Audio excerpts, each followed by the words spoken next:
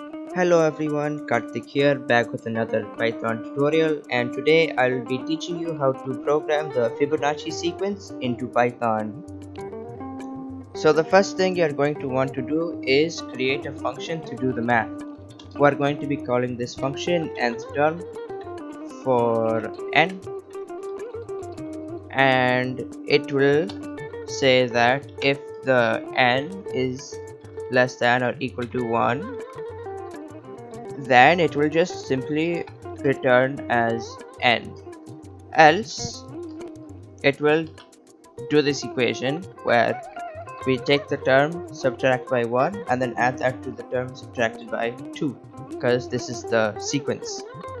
Next thing we are going to focus on is printing these terms, so I'm going to create another variable called n terms and set it equal to 10.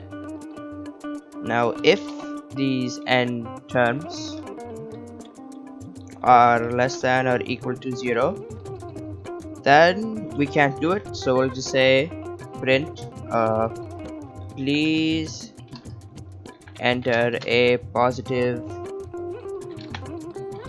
integer,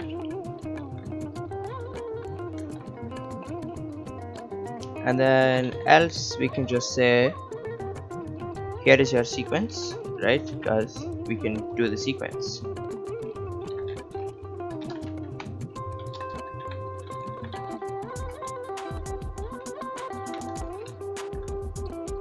Now we actually have to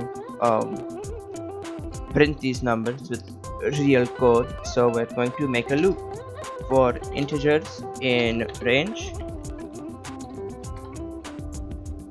and then we just put in n terms for our number. Then we will just print these, and we'll print the nth term I. This is our code. Let's see if it runs. Here is our sequence, so it works. So thank you guys for watching, and next video I will be teaching you how to program a car from scratch.